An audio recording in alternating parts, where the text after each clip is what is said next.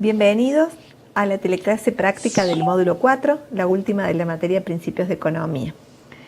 Como en los casos anteriores, vamos a trabajar primero repasando cada uno de los conceptos teóricos que hacen a los contenidos del módulo y que van a nuclear, por otra parte, aquellos puntos en los que se van a basar las actividades prácticas. Partimos, como siempre, del esquema conceptual del módulo, donde tenemos las interrelaciones entre las principales variables que estamos considerando. Este módulo se ocupa fundamentalmente de la economía en el largo plazo, pero para ello hay un elemento importante que tenemos que considerar que escapa a este largo plazo y que tiene que ver con el dinero, con los roles que va teniendo, los problemas y las funciones que tiene y los problemas que soluciona, por otra parte, la existencia del dinero. ¿A qué llamamos estabilidad monetaria?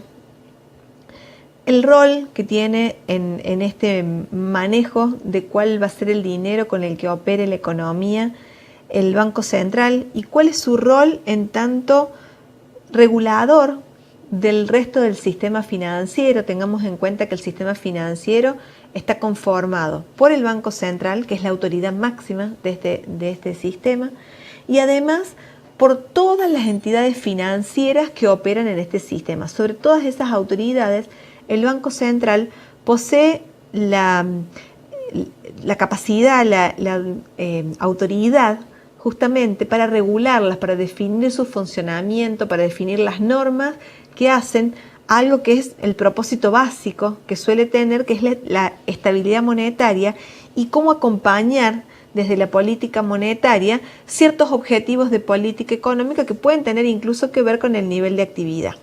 Para ello, el Banco Central cuenta con diferentes instrumentos monetarios que tienen que ver con su intervención en los mercados de activos financieros, qué es lo que ocurre desde su capacidad para intervenir a través de ello en la tasa de interés que se esté pactando en la economía y sea la referencia para muchísimas operaciones que se van dando, y por otro lado en las normativas que establece sobre el propio sistema financiero, donde indica a cada una de estas entidades el nivel de encaje que deben tener, cómo deben tratar los distintos tipos de depósitos, etc. Es decir, que este tipo de regulaciones son las que le permiten al Banco Central controlar la cantidad de dinero de la economía.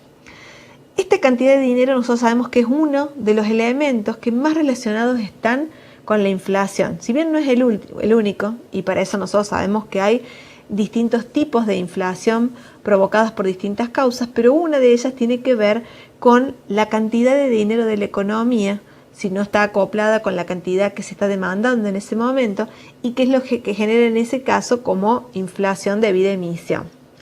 Entonces, parte de lo importante que tiene este módulo tiene que ver también con estudiar las causas y consecuencias de la inflación, qué es lo que va dándose en una economía inflacionaria en cuanto a las distorsiones que van teniendo los precios en los distintos mercados, las ineficiencias para la toma de decisiones cuando los agentes muchas veces ya no conocen cuál es el verdadero precio de los distintos bienes y servicios en esa economía por la distorsión que va incorporando una inflación relativamente alta.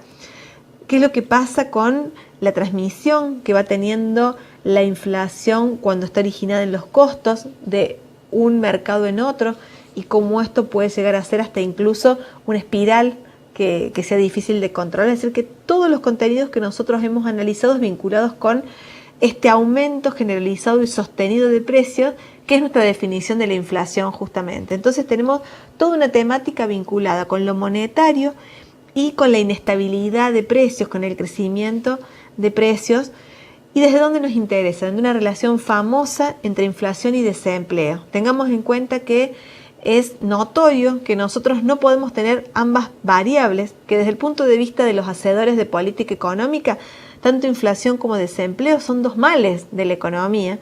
Es muy difícil tenerlos los dos bajo control. Generalmente, aquellas situaciones que estén asociadas con una inflación baja, con una situación donde los precios están muy controlados, suelen tener un nivel de desempleo elevado, porque justamente una economía que está de alguna forma, que no está en efervescencia, en pleno nivel de actividad, está generando un nivel de precios bajos, recesivos, pero con un montón de recursos desocupados en esa economía.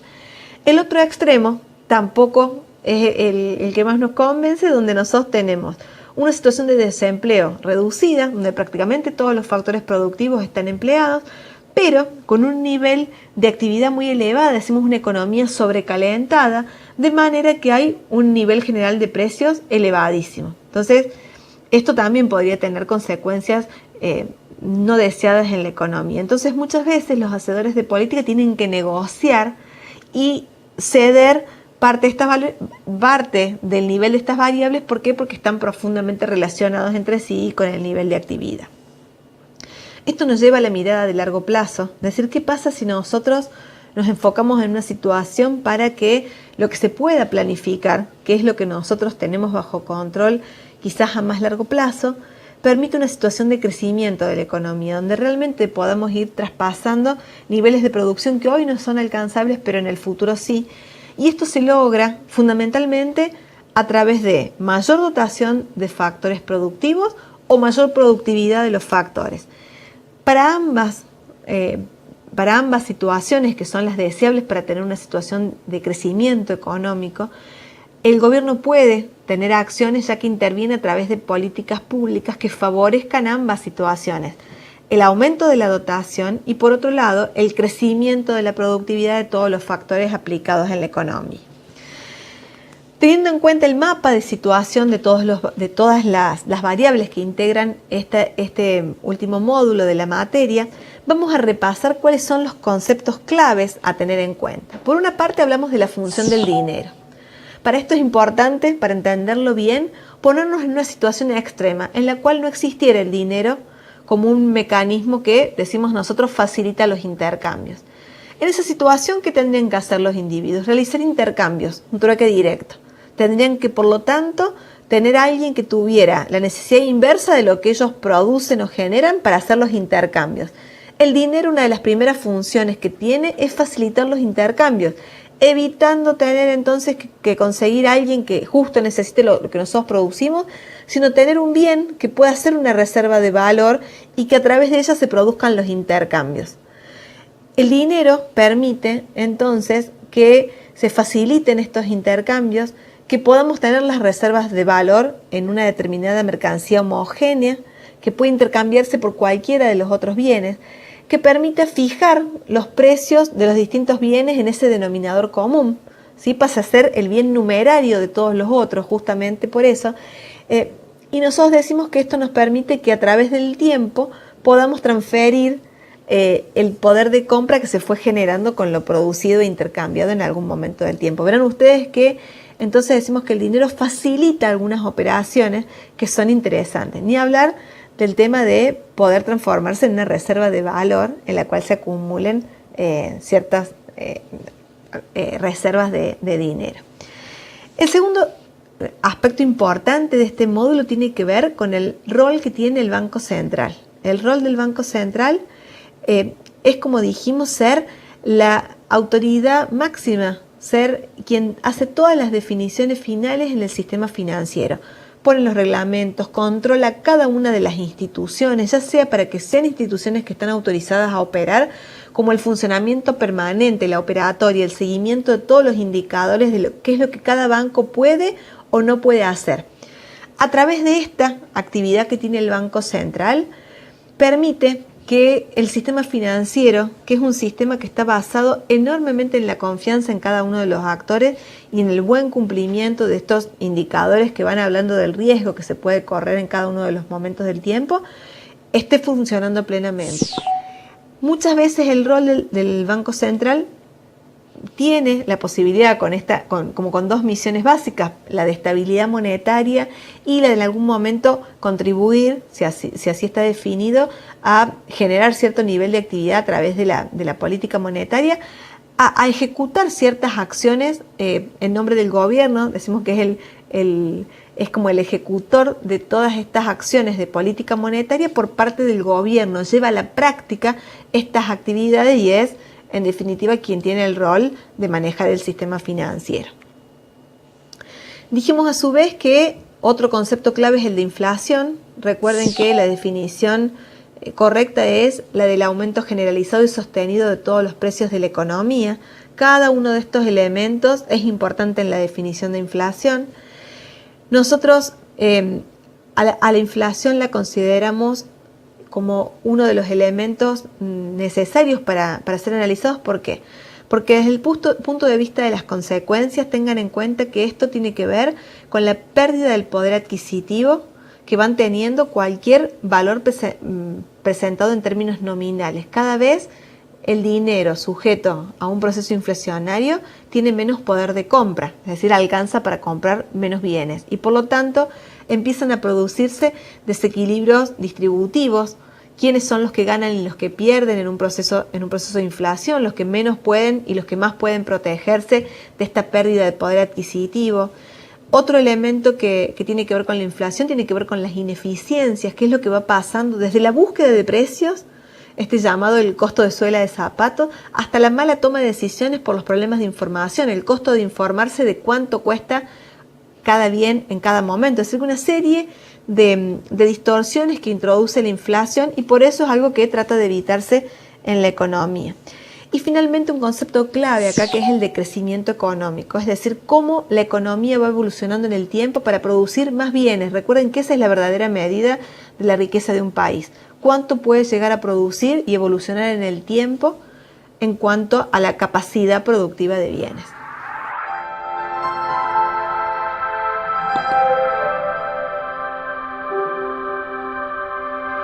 Vamos a plantear ahora la situación problemática de este módulo 4. Tengan en cuenta que el gran tema en este módulo va a ser la inflación y esto es justamente lo que nos plantean en esta situación problemática o caso. ¿Se acuerdan la empresa La Reina que está por tomar su decisión respecto a si realiza la incorporación o no de una nueva línea de productos que son las masas finas?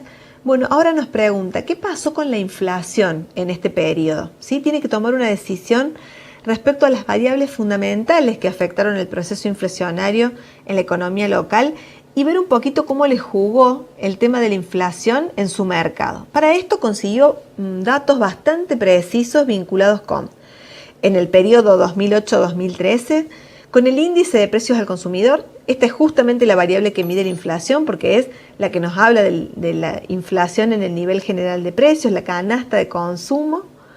Se toma el 2008 como año base. Luego, ¿qué pasó con el precio del pan? Que es uno de los productos que ella tiene como clave dentro de su producción actual. ¿Cómo fue evolucionando el precio de ese bien en particular? ¿Qué pasó con el precio de la harina? Que es uno de los insumos claves en todo ese periodo. ¿Cómo fue cambiando? Y a su vez, analizar dentro del mismo periodo qué fue pasando con el salario de los panaderos. Entonces nos busca el valor mensual, supongo que es un valor que está en los convenios colectivos, entonces dispone de esta información fácilmente para ver cómo fue evolucionando que también es uno de sus costos más importantes. Entonces, con este mapa de situación, ¿qué es lo que vamos a poder decirle a la firma una vez que hagamos este análisis? Si el precio de lo que él vende evolucionó más o menos al mismo ritmo o no que el precio de aquellos elementos que tienen que ver con su costo. Pero veamos cada una de las consignas que nos plantean en el ejercicio. La primera actividad nos dice, utiliza la información del índice del precio al consumidor para quitar el efecto de la inflación sobre el salario mensual pagado a los panaderos, es decir, calcular un salario real. De esta manera, expresa el salario de los panaderos a precios del 2008 y observa la evolución real de los mismos. La empresa ahora paga un mayor o un menor salario a los panaderos en términos reales. Esa es la primera cosa que nos preguntan. La segunda consigna que nos dan dice, analiza la evolución en el precio de la harina entre 2008 y 2013 y compara la misma versus la evolución del precio del pan comercializado en la panadería. El precio del pan creció más o menos que debe abonar La Reina para comprar su materia prima fundamental. Esto es muy importante junto con el análisis de lo que se paga de salario a los panaderos, el precio del insumo fundamental. Esto nos va a hablar de qué es lo que pasa con sus costos y qué es lo que pasa con sus ingresos en términos reales. Son muy importantes estos análisis. La actividad 3 es bien de análisis y nos pregunta, analiza la situación, con qué tipo o causa de inflación se enfrenta el sector panadero ante incrementos en el precio de la harina? ¿Qué tipo de inflación sería esa para el sector de los panaderos? Y por último, la actividad o consigna 4 nos dice: ¿cuál es la tasa de inflación entre 2008 y 2009? Y entre 2012 y 2013, ¿se aceleró o se aceleró el ritmo inflacionario? Es decir, que nos hace una pregunta bien analítica de ir considerando no solo la evolución de la inflación, como que hubo inflación en el periodo, sino además si la inflación es mayor en los primeros años o es menor en los primeros años, es decir, si hubo una aceleración o no. Todos estos elementos van a dar aspectos para analizar de qué es lo que está ocurriendo con el proceso inflacionario que se vivió en ese periodo. ¿Qué es lo que ustedes van a tener que hacer? Armar los grupos, reunirse y armar cada una de estas respuestas. Yo les sugiero que en todo traten de analizar lo pedido y aplicar herramientas gráficas o cuantitativas que ustedes hayan aprendido a lo largo de esta materia para facilitar el análisis, para tratar de tener fundamentos cuantitativos o gráficos que le permita hacer más simple su explicación del fenómeno que están analizando. Bueno, cortamos un ratito para que ustedes realicen los ejercicios.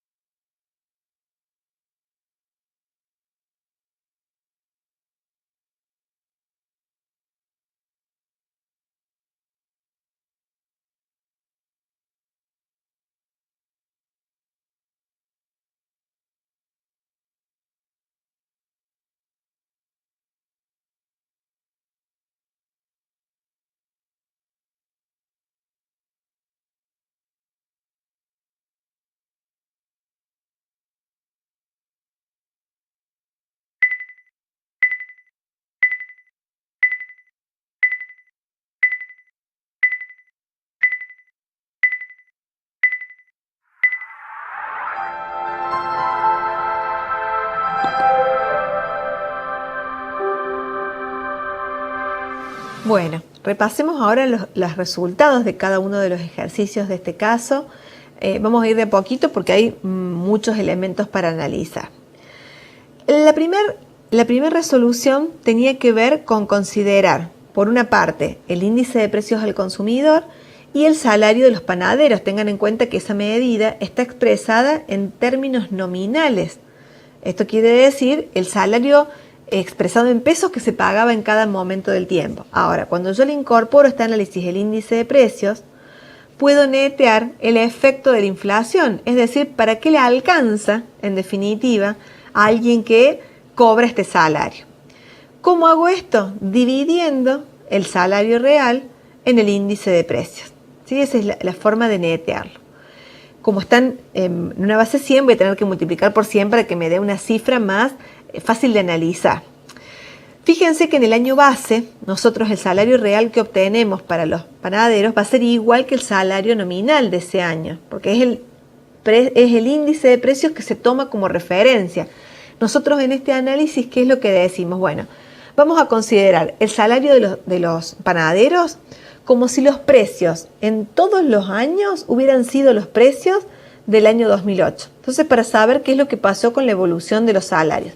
Muchas veces los salarios lo que van teniendo es correcciones de acuerdo a lo que va pasando con los precios. Entonces uno tiene que diferenciar si la evolución del salario simplemente es para corregir el efecto de la inflación o si ese aumento es un aumento real, es decir, un aumento que implica un mayor poder adquisitivo por las personas que cobran ese salario.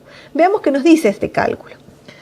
Nos muestra que, por ejemplo, el incremento de salarios nominales que se produjo en el 2009, que llevó el salario de los panaderos de 6.533 a 6.860, fue un aumento que prácticamente cubrió la inflación, porque hubo una inflación del 5%. Fíjense que en el índice de precios pasamos de un 100 a 105. Entonces, ese primer año no hubo una mejora en el salario, sino simplemente fue una corrección en los valores nominales que permitieron corregir el efecto inflacionario, es decir, que por lo menos permaneciera el mismo poder adquisitivo que tenían en el 2008. En el 2010 se vuelve a hacer un aumento en el salario nominal de los panaderos, llevando el salario nominal a 7.889. Ustedes pueden observar, cuando calculamos el salario real, que esto, con los precios con los precios que nos indica el índice de precios del consumidor, equivaldrían a un salario con precios del 2008 de 6.708 pesos, es decir, que se produjo un aumento en el poder adquisitivo de ese salario. Lo mismo ocurrió en el 2011, cuando el salario pasó a 9.625. En realidad el poder adquisitivo hubiera sido equivalente a un salario de 6.800 medido a precios del 2008. En el 2012 también se produjo un pequeño aumento en el 2012 lo que se produjo fue como una estabilidad, una leve contracción, pero más o menos mantuvo el poder adquisitivo que tenían anteriormente los salarios en el 2011, es decir, como si fuera un salario de 6.820 medido a precios del 2008. En cambio, en el 2013, cuando los salarios aumentaron a 15.400, pero con un índice de precios que creció, que más que duplicó los precios del 2008, el poder adquisitivo de los salarios se redujo para estar apenas por encima del poder adquisitivo que tenían los salarios de los panaderos en el año 2008. Esto es lo que nos permite el análisis del salario real, ver si el poder adquisitivo de ese salario era mayor o no que cuando se toma el año base. Si esto es lo que nos permite analizar y es muy interesante en este caso.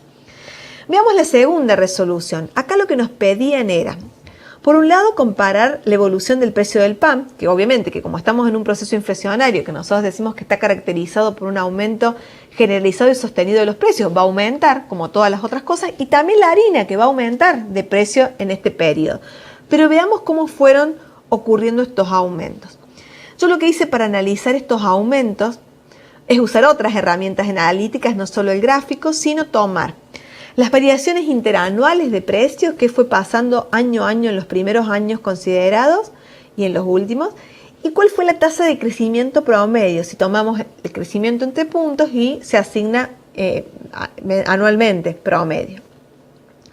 vemos que las variaciones interanuales de precios del pan, que es lo que la empresa vende, fueron en el 2009 un 5%, en el 2010 un 10%, en el 2011 un 16%, en el 2012 un 20% y en el 2013 un 25%. En promedio, el precio del pan fue creciendo un 15% año a año. Ese fue siendo el aumento que, si ustedes se fijan, 2013 versus 2008 está exactamente el doble el precio del pan. ¿Qué pasó mientras tanto con el precio de la harina? La harina costaba en el 2008 2,30 por cada kilo y terminamos en el 2013 con 5 pesos por kilo. La evolución fue un poquito diferente. El primer año la harina solamente aumentó un 4%, menos que lo que había aumentado el pan. El segundo año no, aumentó más la harina, aumentó un 13% y el pan había aumentado un 10% nada más. El tercer año el aumento de la harina fue de un 19%, también superior a lo que había ocurrido en el 2011. Lo mismo ocurre en el 2012, la harina aumenta un 22% y el pan un 20%. Y finalmente, en el 2013, la harina aumentó un 28% interanual, mientras que el pan aumentó solo un 25%. No es poco, pero menos que lo que había aumentado la harina. En promedio, el incremento de precios de la harina, como fuimos observando en la mayoría de los periodos, es más grande que el incremento de precios que fue teniendo el pan. ¿Qué conclusión sacamos de esto?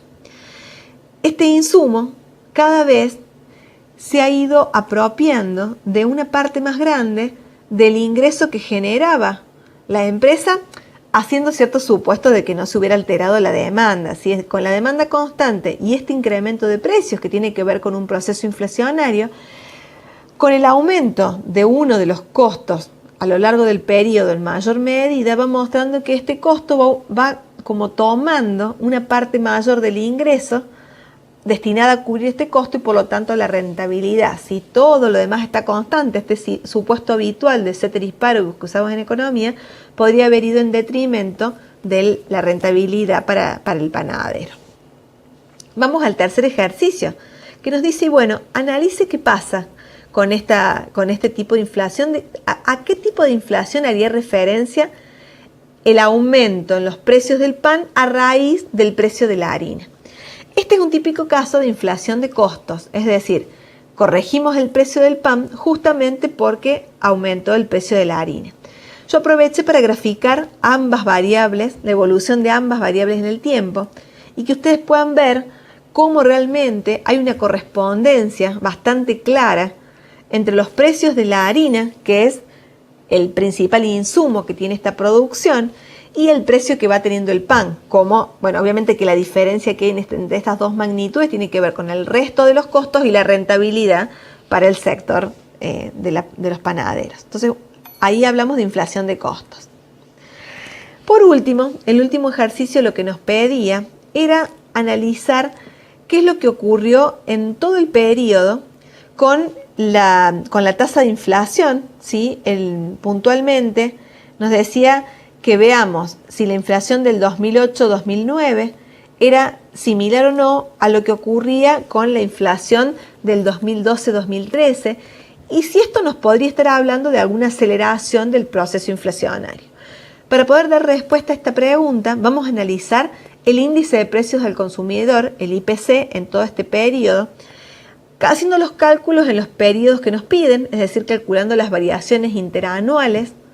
Ustedes van a ver en el gráfico destacado en negrita los periodos que nos pregunta puntualmente el ejercicio, la variación 2009 versus 2008 y 2013 versus 2012, pero están todas calculadas. En el primer año es un 5%, en el segundo un 12% la inflación, en el tercero un 20%, en el cuarto un 25% y en el último año un 33%. Claramente hubo una aceleración de la inflación. Si bien la tasa de crecimiento anual promedio del IPC fue del 19%, empezamos en los primeros años con tasas de inflación mucho más bajas que estos, 5 y 12%, para llegar en los últimos años a tasas muy superiores a este promedio, como el 25 o 33%, lo cual habla claramente de una aceleración del proceso inflacionario, es decir, que una inflación que cada vez tiene valores mayores. Este análisis, desde el punto de vista de la firma, le serviría para ver elementos que están vinculados con la fijación de precios, con la prevención de la inflación de costos, con elementos que tuvieran que ver con definiciones importantes a la hora de la toma de decisiones, y por eso nos ocupamos. Con esto concluimos con toda la resolución de ejercicios que nos piden en esta actividad práctica.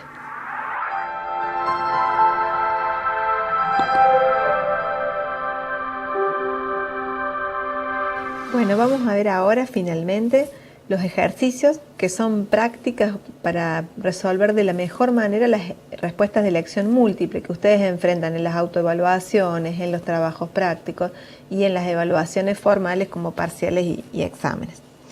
La primera pregunta nos dice, entre los años 2012 y 2013, la empresa Reina se enfrentó con, y ahora vamos a las opciones, un proceso inflacionario, es decir, un incremento en el nivel general de precios de mayor significancia que en lo que se incrementó el precio del pan comercializado. La segunda opción dice, un proceso inflacionario, incremento en el nivel general de precios de menor significancia que lo que se incrementó el precio del pan comercializado. La tercera opción, un proceso inflacionario que superó la evolución del precio del pan, pero no al mismo ritmo de crecimiento de los salarios de los panaderos. D, un proceso inflacionario que superó la evolución del precio del pan, pero no al mismo tiempo el ritmo de crecimiento de la harina. Y E, un proceso inflacionario de menor crecimiento que las demás variables anunciadas. Para responder esta pregunta tenemos que considerar simultáneamente todos los análisis que hicimos previamente. Obviamente que vamos a descartar la última, por ejemplo, porque no fue un proceso inflacionario menor a las demás variables, sino que todas las demás variables tuvieron menor variación que el proceso inflacionario conjunto. Así que este no fue un sector donde estuvo tan afectado por la inflación como algunos otros de la economía. Fíjense que aquellos que dicen que el proceso inflacionario fue menor que el del precio del pan, no son así, porque el precio del pan se incrementó en promedio menos que lo que se incrementó el nivel de precios a nivel general. Para eso nos resulta muy útil la medida del indicador promedio y también las comparaciones que hace con las otras variables. Por lo tanto, la respuesta que es correcta y que ustedes la pueden verificar con todos los cálculos que realizamos previamente, hubo un proceso inflacionario de mayor significancia que lo que se incrementó el precio del pan. Eso lo podemos ver comparando simplemente las tasas de crecimiento promedio de los precios del nivel general de precios, que va a hablar del proceso inflacionario general, y la del precio del pan como una variación particular dentro de esa variación. Vamos a la segunda pregunta. Dice, si se compara la evolución interanual de la inflación del precio si se compara la evolución interanual de la inflación con la evolución interanual del precio del pan, se encuentra que una opción, el proceso inflacionario no supera la evolución del precio del pan en todos los periodos analizados. Otra opción, el proceso inflacionario resulta inferior a la evolución del precio del pan en todos los periodos analizados. Otra opción, solo en el periodo 2008-2009 el precio del pan se ajustó al mismo ritmo que la inflación, teniendo menor el ajuste del precio del pan en los periodos restantes. Otra opción, solo en el periodo 2008-2009 el precio del pan se ajustó al mismo ritmo que la inflación, siendo superior el ajuste del precio del pan en los periodos restantes. Y finalmente, la última opción, el precio del pan se ajustó por encima del precio inflacionario entre los años 2010 y 2011.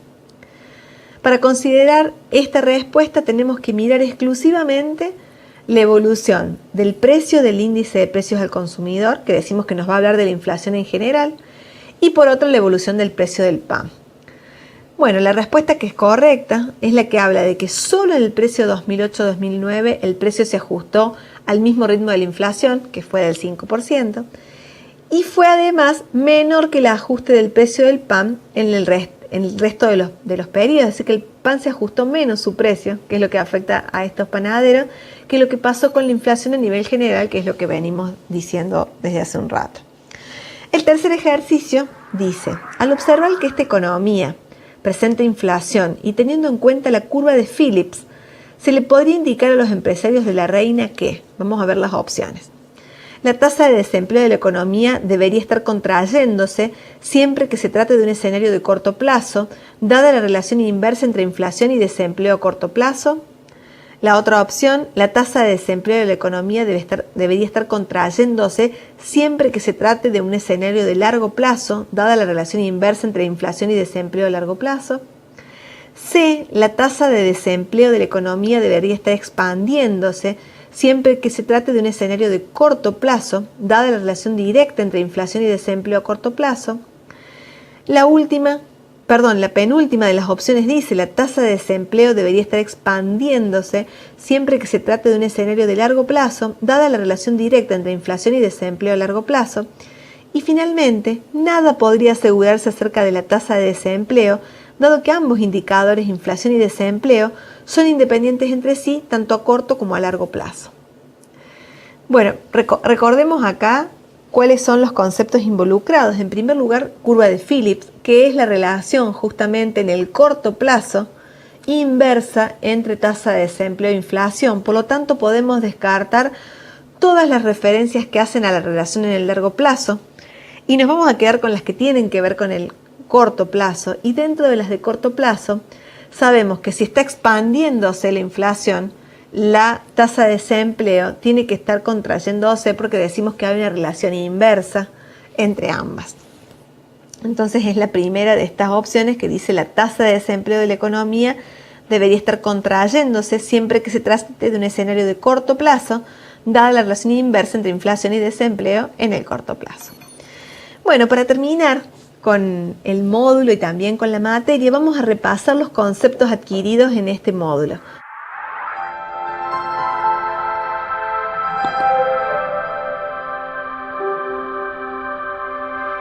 Un primer concepto son las funciones del dinero. Dijimos que el dinero entra a la economía como un solucionador de algunos inconvenientes que tenía el trueque directo.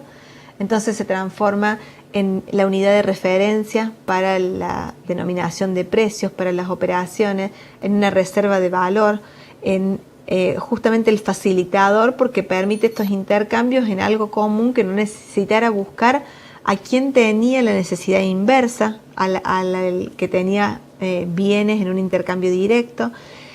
También mencionamos el rol del Banco Central como autoridad máxima del sistema financiero en la economía y por otra parte un protagonista clave de las decisiones de política económica que tenga el gobierno dentro de sus funciones o sus objetivos de estabilidad monetaria y contribución al crecimiento de la economía, si así está definido. Por otro lado, como tema central de este módulo, la inflación, qué es lo que ocurre con el aumento generalizado y sostenido de precios, a qué puede deberse, es decir, cuáles son sus causas, pero también las consecuencias que esto va teniendo en la economía, cómo distorsiona profundamente los distintos indicadores, las decisiones, las percepciones que van teniendo los sujetos al momento de tomar decisiones. Y fuertemente en el ejercicio hemos aplicado esta idea para contraponer lo que pasa a nivel general con la inflación y algunas variaciones en los precios que van teniendo precios particulares de esta economía y que son análisis válidos al momento de ver qué ocurrió.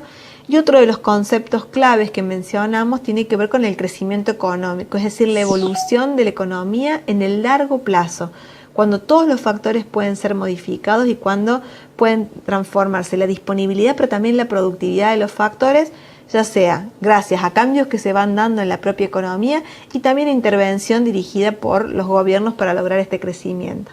Les agradezco mucho que hayan observado estas actividades prácticas.